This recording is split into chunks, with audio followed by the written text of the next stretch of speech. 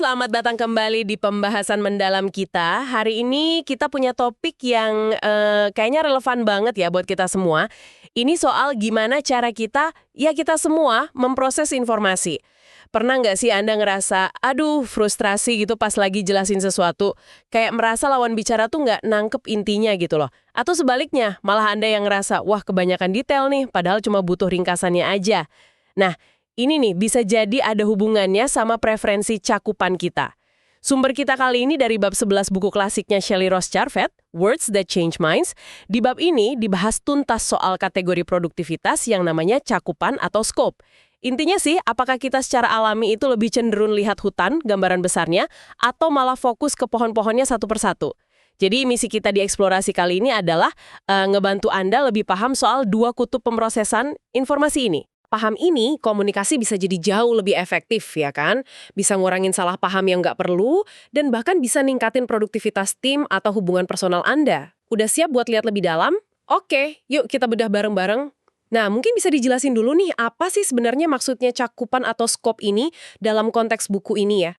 Oke, jadi gampangnya gini, cakupan ini nunjukin soal ukuran atau level informasi yang paling bikin seseorang nyaman, gitu. Yang paling alami buat dia tangani. Apakah mereka tuh ngerasa paling klik pas dikasih gambaran besar, konsep utama, atau ringkasan strategis gitu? Atau justru mereka baru ngerasa benar-benar paham kalau dikasih detailnya, langkah per langkah, fakta-fakta yang presisi, terus urutannya jelas. Ini bukan soal pinter atau enggak ya, tapi lebih ke gaya pemrosesan informasi aja, mana yang lebih dominan. Jadi ada dua gaya utama ya di sini, spesifik sama umum. Oke, kita mulai dari yang pertama dulu deh, pola spesifik. Orang yang kayak gini tuh gimana sih? Orang dengan pola spesifik yang kuat itu, wah bisa dibilang kayak detektif informasi gitu.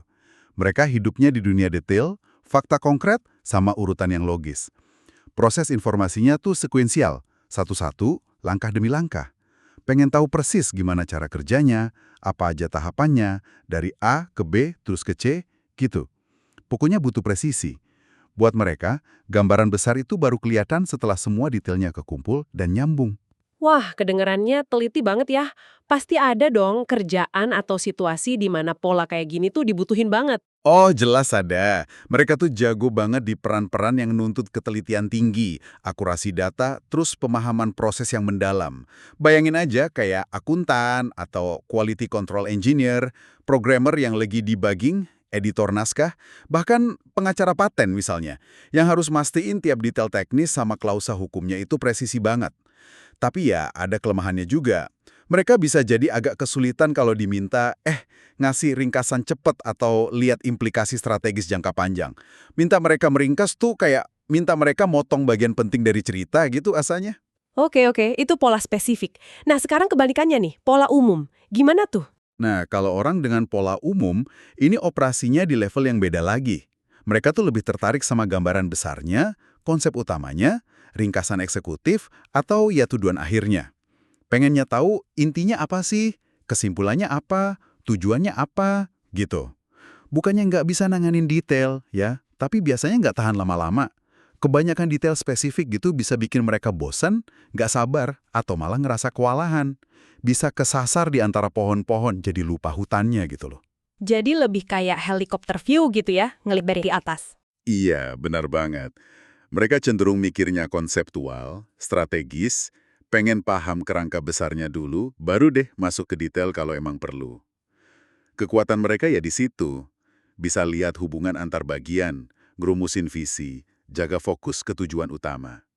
Tapi ya, risikonya, mereka bisa kelihatan kurang detail, terlalu nyederhanain masalah, atau malah dianggap ngawang-ngawang sama orang spesifik kalau nggak bisa ngasih contoh konkret pas ditanya.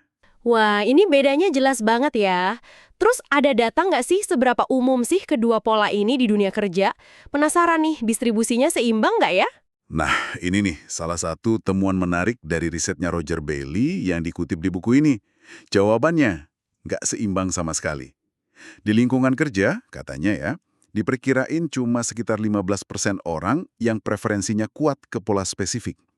Terus, sekitar 25% lainnya itu punya keseimbangan antara keduanya. jadi bisa fleksibel, pindah-pindah antara detail sama gambaran besar.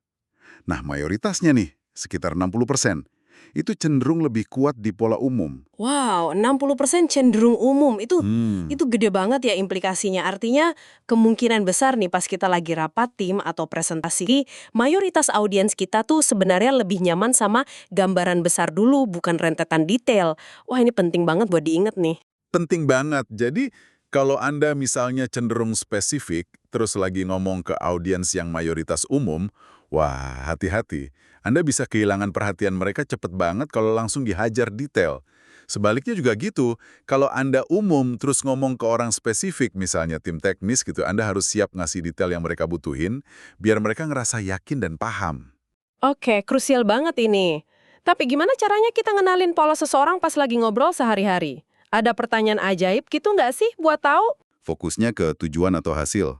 Kalimatnya tuh kadang kayak lompat dari satu ide besar ke ide besar lain. Buat orang spesifik, ini bisa kedengaran samar, nggak lengkap atau kurang bukti. Resiko buat orang umum ya itu, bisa kehilangan kredibilitas kalau nggak bisa turun ke level detail pasti butuhin. Nah sebaliknya, orang dengan pola spesifik, mereka akan ngasih narasi yang runut, seringnya kronologis, penuh detail, fakta spesifik, nama, tanggal, angka. Mereka itu kayak ngebangun pemahaman bata demi bata gitu. Buat orang umum, ini bisa kerasa lama banget, bertele-tele, bikin mereka mikir, kapan sih nyampe ke intinya? Risiko buat orang spesifik yang itu, bikin pendengar umum jadi bosen atau ngerasa tenggelam dalam info yang mereka anggap nggak relevan sama gambaran besarnya. Nah, ini dia nih titik rawannya. Di buku ini disebut When Bad Communication Happens to Good People. Apa sih yang sebenarnya kejadian kalau dua pola ini bentrok pas komunikasi atau kolaborasi? Wah, ini skenario klasik banget di banyak tempat kerja, bahkan di keluarga juga sering loh. Jadi kayak ada mismatch gitu dalam ekspektasi informasi. Orang spesifik tuh ngerasa harus ngasih semua detail, biar akurat, biar nggak menyesatkan. Mungkin ngerasa nggak bertanggung jawab kalau nyederhanain terlalu banyak. Sementara itu, orang umum mulai gelisah, ngerasa waktunya kebuang, mikir, kenapa sih dia nggak bisa langsung ke poin utamanya aja? Akibatnya, ya frustrasi di kedua pihak. Orang umum mungkin nganggap si spesifik kebanyakan detail, nggak efisien, nggak bisa lihat gambaran besar, atau bahkan sengaja ngelambatin.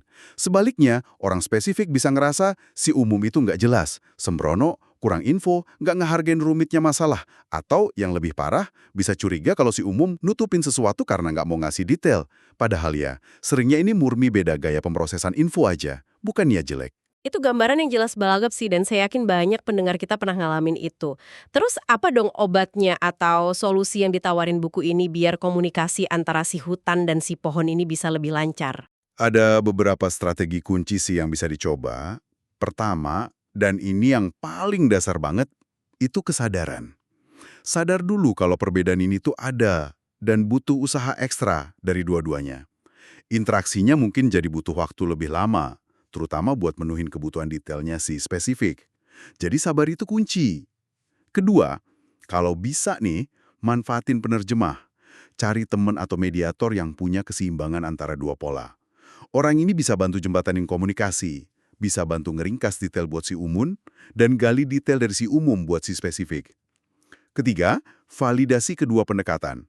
Yakinin kedua belah pihak kalau cara mereka lihat masalah itu sama-sama penting loh. Bilang ke si spesifik, detail yang Anda kasih penting banget buat akurasi. Terus ke si umum, fokus Anda ke tujuan besar, bantu kita tetap di jalur. Ini bisa ngurangin sikap defensif. Keempat, ada teknik praktisnya juga. Minta orang spesifik buat coba bikin executive summary atau daftar poin-poin kunci di awal, sebelum masuk ke detail. Sebaliknya, ajukan pertanyaan spesifik yang mancing detail dari orang umum. Kayak, bisa kasih satu contoh konkretnya? Gimana persisnya langkah pertama yang bakal kita ambil? Atau, data apa nih yang dukung kesimpulan itu? Dan kelima, yang gak kalah penting, manfaatin kekuatan masing-masing secara sinergis. Di proyek misalnya, biarin si spesifik neliti detail teknis atau periksa klausa kontrak. Mungkin mereka juga punya pola away from ya, jadi fokus ke pencegahan masalah. Bagus banget buat cari potensi resiko. Sementara si umum jaga biar proyek tetap sesuai visi dan tujuan strategis perusahaan. Intinya sih penerimaan, adaptasi, sama penyesuaian proses biar kebutuhan informasi dua-duanya terpenuhi. Wah, praktis banget ya. Jadi bukan soal ngubah siapa diri kita, tapi lebih ke gimana kita nyesuaiin output komunikasi kita dan manfaatin kekuatan yang beda-beda itu ya. Sekarang coba kita lihat lebih jauh aplikasi praktis dari pemahaman cakupan ini di berbagai bidang. Di mana aja sih ini bisa berguna banget? Oh, ini aplikasinya luas banget. Coba kita lihat beberapa contoh kunci ya. Pertama, rekrutmen. Ini jelas banget. Nyocokin pola cakupan kandidat sama tuntutan kerjaan itu bisa jadi faktor penentu sukses nggaknya. Kayak yang tadi dibahas, pembukuan, audit, quality assurance, itu butuh orang spesifik. Perencanaan strategis, pengembangan bisnis, peran visioner, ya butuh orang umum. Nah, gimana kalau manajemen project? Seringnya butuh orang umum yang bisa lihat keseluruhan jadwal dan tujuan, tapi juga punya kemampuan buat zoom in ke detail pas lagi krisis atau perlu nyelesain masalah spesifik. Menariknya, buku ini juga ngingetin buat hati-hati sama orang yang terlalu seimbang. Mereka mungkin bisa nangani kompleksitas, tapi malah jadi susah mendelegasikan tugas detail ke orang lain karena ngerasa bisa ngerjain sendiri. Bener juga ya, terus kalau kepemimpinan gimana? Sering kan kita dengar soal pemimpin yang terlalu micromanaging atau sebaliknya, terlalu diawang-awang. Ini ada hubungannya nggak sih? Erat banget kaitannya. Ini masuk ke poin kedua. Tantangan kepemimpinan. The Leadership Challenge. Pemimpin yang efektif itu idealnya bisa fleksibel. Tahu kapan harus turun, ngecek detail operasional penting, dan kapan harus naik, lihat gambaran strategis jangka panjang. Buku ini ngasih contoh kepala sekolah yang mungkin perlu mendelegasikan banyak tugas administratif detail, biar bisa fokus ke visi pendidikan, hubungan sama stakeholder, pengembangan staf. Ada juga contoh kasus manajer penjualan, namanya Gabriela. Dia tuh jago banget eksekusi tugas-tugas spesifiknya, mastiin laporan akurat, proses jalan lancar, tapi dia kesulitan lihat gimana aktivitas timnya itu berkontribusi atau tidak ke strategi penjualan perusahaan secara keseluruhan. Dia kayak kejebak di pohon-pohon tugas harian dan kehilangan arah hutan tujuan departemennya. Ini bahaya nyata buat manajer. Terlalu fokus ke detail sampai lupa prioritas strategis. Wah, ini bisa ngejelasin juga ya kenapa kadang kita ngerasa punya difficult bosses. Mungkin bukan karena bosnya susah, tapi karena ada ketidakcocokan pola cakupan antara bos sama bawahan yang bikin frustrasi terus. Bisa jadi salah satu faktornya itu, bayangin aja bos yang pola umumnya kuat, maunya laporan ringkes, fokus ke hasil, sementara bawahannya spesifik banget, ngerasa perlu jelasin tiap langkah dan detail proses. Atau sebaliknya, bos yang spesifik banget, nanyain detail teknis yang nggak relevan buat bawahan yang fokusnya ke target penjualan keseluruhan. Tanpa pemahaman soal cakupan, wah ini bisa jadi sumber konflik terus-menerus. Oke, masuk akal banget. Terus gimana kalau di area kayak penjualan dan pemasaran? Nah, ini area ketiga yang krusial. Penjualan, pemasaran, dan pengajuan penawaran, bids. Pas lagi jualan atau masarin sesuatu, Anda perlu ngomong pakai bahasa calon pelanggan Anda. Calon pelanggan umum itu pengen tahu gimana produk atau jasa Anda secara keseluruhan bisa bantu mereka capai tujuan atau memenuhi kriteria mereka. Mereka butuh cerita besarnya, manfaat utamanya. Sebaliknya, calon pelanggan spesifik butuh fakta, fitur, spesifikasi teknis, data perbandingan, bukti konkret, seringnya disajiin secara logis dan berurutan. Ini kelihatan banget di iklan. Iklan mobil mewah mungkin cuma nampilin gambar indah sama slogan inspiratif. Itu nargetin umum dan kriteria tertentu. Sementara iklan obat atau suplemen kesehatan seringnya nyantumin daftar detail kandungan, dosis, hasil studi klinis. Itu buat memenuhi kebutuhan spesifik dan mungkin juga pola away from, fokus ke keamanan. Dalam konteks B2B, pas bikin proposal atau penawaran tender, bids, ini penting banget. Wajib hukumnya ada executive summary di depan. Ini buat para pengambil keputusan yang polanya umum, yang mungkin cuma punya waktu baca 1-2 halaman. Tapi proposal yang sama juga harus muat semua detail teknis, jadwal implementasi, rincian biaya, studi kasus, sama lampiran yang dibutuhin sama tim teknis atau bagian legal yang polanya spesifik. Buku ini bahkan nyalanin pakai proposal template yang dirancang buat ngakomodir 2 jenis pembaca ini secara efektif. Buku ini juga nyebut contoh ringan soal life, the universe, and everything ya? Ah, iya. Itu dari novel fiksi ilmiah komedi The Hitchhiker's Guide to the Galaxy. Ada komputer super namanya Deep Thought, dirancang buat jawab pertanyaan ultimatif soal kehidupan, alam semesta, dan segalanya. Setelah ngitung jutaan tahun, jawabannya adalah 42. Ini parodi yang pas banget soal jawaban yang super spesifik buat pertanyaan yang luar biasa umum. Ngembarin betapa nggak nyambungnya kalau kita nggak mikirin cakupan pertanyaan sama jawaban. Kayak ngejawab pertanyaan, apa kabar? Pakai daftar lengkap hasil medical check-up terakhir gitu deh. Hahaha, oke, contoh yang gampang diingat itu. Terakhir nih, buku ini juga bahas soal bahaya jadi terlalu umum atau terlalu spesifik, terus juga kombinasi pola yang kompleks. Bisa dijelasin dikit? Tentu, keseimbangan itu penting ya.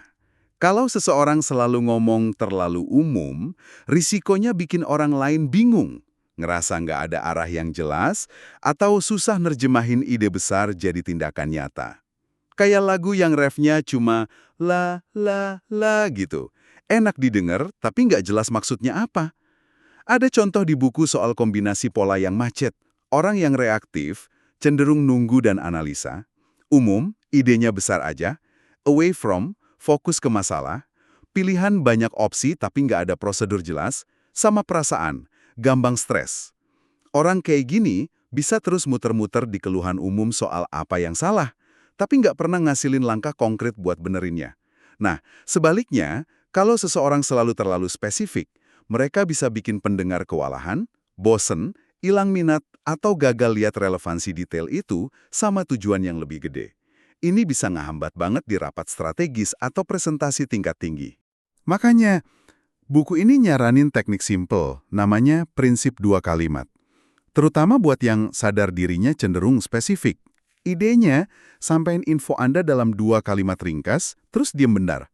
Amati reaksi audiens, lihat mereka ngangguk paham, butuh klarifikasi, atau pengen lebih detail. Baru dia lanjut. Ini cara ngalibrasi level detail Anda biar pas sama kebutuhan pendengar. Pohon-pohonnya, itu bukan soal benar atau salah, tapi soal ngenalin perbedaan gaya pemrosesan informasi aja. Ini kayak kunci emas buat buka pintu komunikasi yang lebih efektif sama kolaborasi yang lebih harmonis. Tepat sekali. Langkah pertamanya ya kenali pola dominan diri Anda sendiri dulu. Anda lebih sering mulai dari gambaran besar atau langsung ke detail. Terus, mulailah amati orang lain. Dengan kesadaran ini, Anda bisa secara sadar nyesuaiin cara Anda komunikasi, kasih ringkasan dulu buat si umum, atau siapin detail runut buat si spesifik. Ini bakal secara drastis ngurangin potensi frustrasi sama salah paham, bikin Anda dan orang lain bisa kerjasama capai tujuan dengan lebih efisien dan hubungan yang lebih baik juga. Ini benar-benar kayak aha momen ya buat banyak interaksi kita. Nah, sebagai penutup nih, kami pengen ninggalin Anda sebuah pertanyaan buat direnungkan. Coba deh, amati lagi interaksi Anda beberapa hari terakhir, di kantor, pas rapat online, atau bahkan pas makan malam sama keluarga. Bisa nggak Anda identifikasi momen di mana perbedaan pola cakupan spesifik versus umum ini mungkin punya peran dalam lancar atau nggaknya komunikasi? Dan sebagai pemikiran penutup yang mungkin agak menantang nih, seberapa sering ya kita mungkin tanpa sadar udah keliru nilai kompetensi, kecerdasan, atau bahkan niat baik seseorang, cuma gara-gara gaya komunikasi mereka yang didorong pola cakupan yang beda dari kita. Mungkin kita anggap mereka tidak kompeten karena kebanyakan detail, spesifik, padahal kita butuh ringkasan, umum. Atau kita anggap mereka tidak jelas, umum, padahal mereka cuma belum sampai ke detail yang kita, spesifik, butuhin. Sebuah refleksi ya tentang gimana persepsi kita bisa dibentuk sama preferensi pemrosesan informasi ini. Terima kasih banyak sudah menyimak eksplorasi mendalam kita kali ini. Semoga pemahaman tentang cakupan ini ngasih Anda alat baru ya buat komunikasi lebih baik. Sampai jumpa di pembahasan berikutnya.